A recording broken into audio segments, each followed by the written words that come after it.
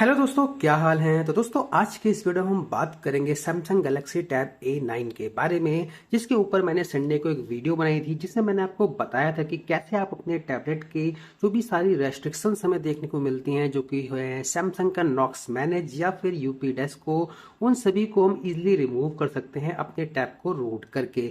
तो उस tutorial video में मैंने आपको दिखाया था कि कैसे आप अपने डिवाइस को रूट कर सकते हैं और रूट के बाद आप इजीली नॉक्स मैनेज को भी रिमूव कर सकते हैं, जो कि यहाँ पे एडमिन एप्लीकेशंस थी या फिर जो भी डिवाइस के अंदर रिस्ट्रिक्शंस थी हमने उसको रिमूव कर दिया था।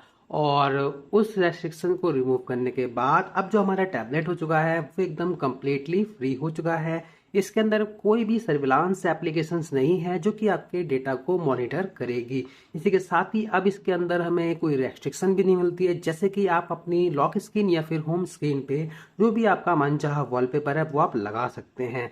तो आप देख सकते हैं कुछ इस तरीके से हमें जो सैमसंग का नॉर्मल टैबलेट या फिर फ़ोन होता है वो हमें देखने को मिल जाता है, जिसके अंदर हमें वन यूआई मिलती है और वन यूआई की जो भी कस्टमाइजेशन हैं, चाहे वो विजेट हो चाहे वो वॉलपेपर हो, वो सभी हमको देखने को मिलता है। क्योंकि आपको पता होगा कि आपके टैबलेट के अंदर जब यहाँ पे हमें गवर्नमेंट की तरफ से मिलता है तो वॉलपेपर एंड स्टाइल के अंदर आपको वॉलपेपर का सेक्शन ही देखने को नहीं मिलता है। और इसी के साथ ही जो यहाँ पे वॉलपेपर सर्विस होती है डायनेमिक वाली, वो भी आपको यहाँ पे देखने को नहीं मिलता था। तो रूट के बाद अब ये सारी चीज़ें आपको देखने को मिल जाती हैं। बट यहाँ पे जैसे हमने इस टैबलेट को रूट किया और वीडियो को पब्लिक किया, तो आप में से काफ़ी सारे यूजर्स के मन में यहाँ पे बहुत सारे सवाल देखने को आ रहे हैं कि क्या उनको अपना टैबलेट रूट करना चाहिए या फिर नहीं। अगर वो रूट करते हैं तो उनको कौन कौन सा नुकसान हो सकता है। तो मैंने सोचा आज की इस वीडियो में उन सभी सवालों का जो भी आंसर है उनको देने की मैं कोशिश करूंगा। तो बिना टाइम वेस्ट किए चलिए शुरू करते हैं आज की वीडियो। तो दोस्तों, यहाँ पे काफ़ी सारा क्वेश्चंस मैंने यहाँ पे कमेंट्स में पढ़े हैं, तो मैं वन बाय वन कोशिश करता हूँ कि उन सभी क्वेश्चंस का यहाँ पे आंसर कर सकूँ आज की इस वीडियो में। तो सबसे पहला जो क्वेश्चंस बनता है कि क्या अगर हम अपने डिवाइस को रूट कर लेते हैं और जो भी मेथड्स मैंने वीडियो में बताया था उसको हम फॉलो करते हैं, तो क्या हमें सैमसंग की तरफ से अपकमिंग अपडेट रिसीव होंगे या फिर नहीं। तो अगर ये आप उससे क्वेश्चंस करते हैं तो इसका डायरेक्ट सेंस यही होता है कि आपने मेरी उस वीडियो को यहाँ पे पूरा नहीं देखा था, क्योंकि उस ट्यूटोरियल वीडियो में मैंने इसके बारे में बात करी है और वीडियो भी काफ़ी लेंथी है, तो हो सकता है आपने उसको स्किप कर दिया हो। बट फिर भी मैं आपको बता देता हूँ कि आप अगर अपनी डिवाइस को करते हैं रूट, और तो इससे क्या होता है कि सबसे पहले तो आपकी जो डिवाइस है उसकी वारंटी है वो ख़त्म हो जाएगी। ये भी एक क्वेश्चन था कि क्या इसकी डिवाइस की मतलब जो वारंटी है वो रिमूव्ड हो जाती है, वाइड हो जाती है।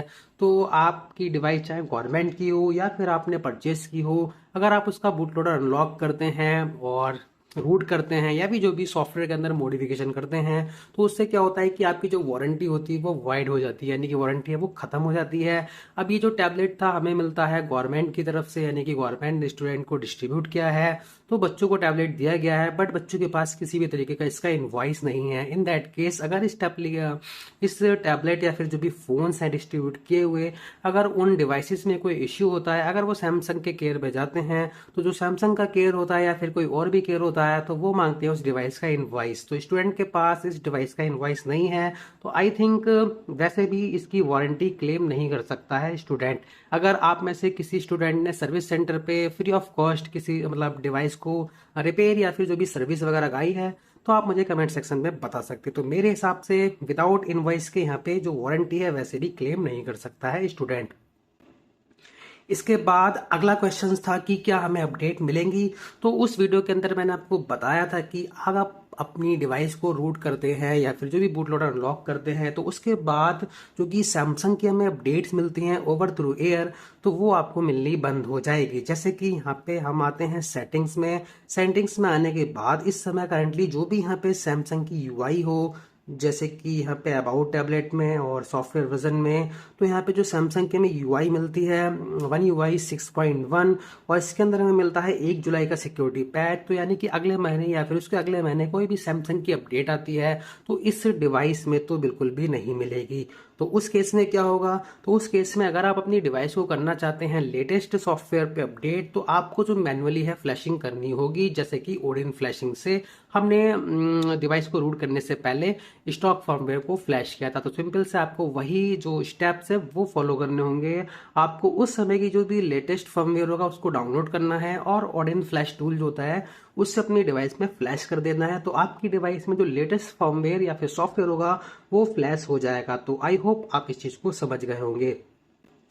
उसके बाद काफी सारों के और अलग अलग क्वेश्चंस हैं, तो मैं यहाँ पे बता देता हूँ एक एक करके। तो अगर आप अपनी डिवाइस को रूट करते हैं तो उससे एक छोटे छोटे से कुछ काफी सारे जो है नुकसान देखने को मिल सकते हैं। जैसे कि पहला नुकसान यहाँ पे सिक्योरिटी से रिलेटेड।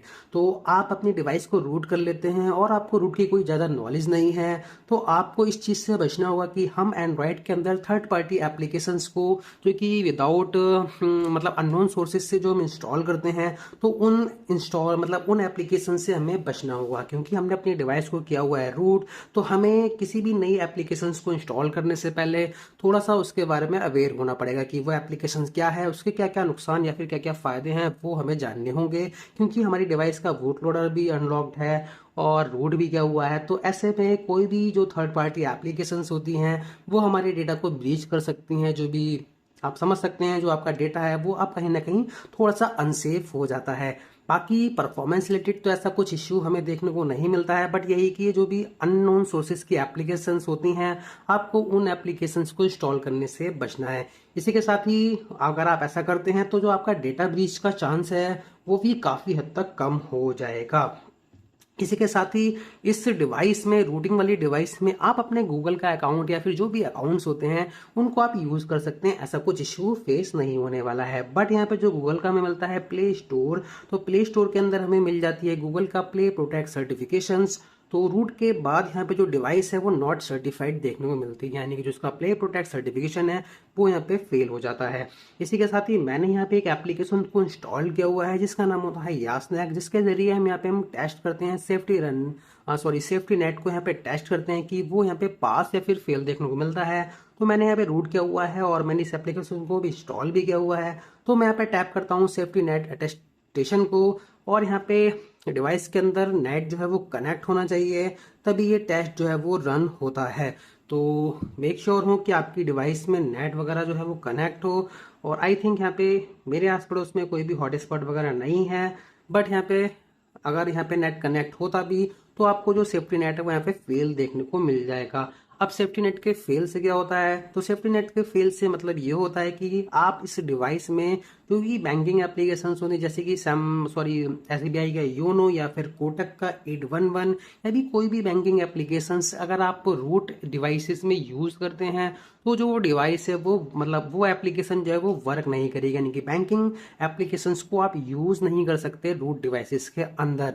अगर आप रूट के बारे में बहुत सारी नॉलेज रखते हैं तो आप इस चीज को भी बाईपास कर सकते हैं, क्योंकि काफी सारे मॉड्यूल आते हैं जिससे कि आप सेफ्टी नेट को भी फिक्स कर सकते हैं और जो गूगल का होता है प्ले प्रोटेक्ट सर्टिफिकेशन उसको भी आप फिक्स कर सकते हैं। तो आप तो नॉलेज नहीं रखते हैं तो सिंपल सा आप इस डिवाइस के अंदर बैंकिंग एप्लीकेशंस को यूज नहीं कर पाएंगे। और वैसे भी जो टैबलेट मिला है स्टूडेंट्स को वो उनकी सेकेंडरी डिवाइस ही होगी, तो उसके अंदर वो वैसे भी बैंकिंग एप्लीकेशन को यूज नहीं करने वाले हैं। इसी के साथ ही एक और जो मेरा पर्सनल मतलब कंसर्न है वो ये है कि जब से मैंने इस टैब को किया है रूट, तो उसके बाद मैं इसको यूज़ करता हूँ बीच बीच में। और मैंने कल एक चीज़ को नोट किया था कि कल शाम को यहाँ पे मैंने अपने टैबलेट को किया था 100% चार्ज करने के बाद मैंने अपने टैबलेट को रख दिया था, पूरी रात यहाँ पे रखा रहा है। मॉर्निंग में मैंने इस टैबलेट को यूज करने के लिए निकाला तो मैंने यहाँ पे नोट किया 100% से लेके शायद 83% यहाँ पे बैटरी थी, यानी कि 17% बैटरी यहाँ पे आइडल स्टेट में यहाँ पे ड्रेन हो गई है। उसके बाद मैंने हल्का फुल्का इसके अंदर ब्राउजिंग वगैरह किया, फिर से वापस इस टैबलेट को रख दिया और फिर जब शाम को यहाँ पे चेक किया तो शायद 55% के आसपास की बैटरी हमें देखने को मिली है। तो कहने का सेंस ये है कि रूट के बाद जो भी इसका बैटरी ड्रेनिंग है वो काफ़ी ज़्यादा हाई हो चुका है। आपको यहाँ पे सेटिंग्स में मिल भी जाता है बैटरी, तो बैटरी में आप देख सकते हैं 100% से लेके 41% हो चुका है ये आज में। बाकी आप देख सकते हैं क्या क्या हमने यूज़ किया है, जो ज़्यादा कुछ नहीं किया है। यूट्यूब का थोड़ा बहुत यूज़ किया है 24 मिनट, BGMI को 15 मिनट यूज़ किया है। बाकी क्या क्या इसमें चला हुआ है, ब्राउजिंग, गूगल सर्विसेज, ये सारी चीज़ें आप देख सकते हैं। यही यूज़ किया है। बाकी मैंने इस चीज़ को और डिटेल में चेक करने के लिए मैंने यहाँ पे एप्लीकेशंस यूज़ की हुई है एक्यू बैटरी, जिसके अंदर आप डिटेल में बैटरी का यूसेज यहाँ पे चेक कर सकते हैं। तो बैटरी का यूसेज आपको यहाँ पे मिल जाता है कुछ इस तरीके से, और जो बैटरी का ड्रेन है वो आप देख सकते हैं। तो दोस्तों बैटरी का जो ड्रेन है वो मिल जाता है आपको स्क्रीन ऑफ पे 2.6% पर आवर, यानी कि काफ़ी ज़्यादा आपको देखने को मिलता है। बाकी स्क्रीन ऑन पे मिल जाता है 9.6%।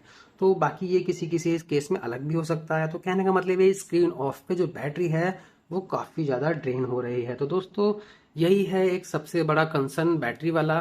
बाकी जो नॉर्मली हम यूज़ करते हैं डिवाइस, तब वहाँ पे जो हमें बैटरी का ड्रेन मिलता है वो तो नॉर्मल ही देखने को मिलता है, क्योंकि आपने देखा होगा मैंने बीजीएमआई को भी प्ले किया था, यूट्यूब वीडियो वगैरह भी देखी हैं। तो उस केस में जो बैटरी है वो यहाँ पे नॉर्मल ही मुझे ड्रेन होती हुई नोटिस हुई है। बाकी आइडियल के अंदर बहुत ही फास्ट बैटरी हमें देखने को, मतलब बैटरी का जो ड्रॉप है वो देखने को मिलता है। तो दोस्तों बस यही था, रूट का क्या फायदा है क्या नुकसान है। फायदा यह है कि आपके डिवाइस में अब किसी भी टाइप का कोई रिस्ट्रिक्शन नहीं है, आप इसको फुली फ्रीडम के साथ यूज कर सकते हैं। और नुकसान सिर्फ इतना ही है कि आपको बैटरी बैकअप कम मिलता है, आपकी डिवाइस की वारंटी रिमूव हो चुकी है, आपको ओवर थ्रू एयर अपडेट्स नहीं मिलेंगी, अपडेट आपको मैनुअल करनी पड़ेंगी। आपकी डिवाइस का जो प्ले प्रोटेक्ट सर्टिफिकेशन है वो फेल्ड हो जाता है, सेफ्टी नेट भी फेल्ड होता है, और बैटरी भी थोड़ी सी जो है नॉर्मल से ज़्यादा यहाँ पे ड्रेन होती है आइडल पे।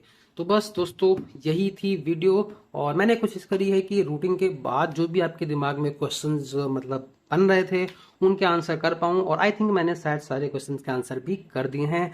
अगर इसके अलावा भी आपका कोई क्वेश्चन है तो आप मुझे कमेंट करके बता सकते हैं। तो दोस्तों इस वीडियो में इतना ही रखते हैं, मैं मिलता हूँ आपसे अपनी अगली वीडियो में, तब तक के लिए बाय एंड टेक केयर।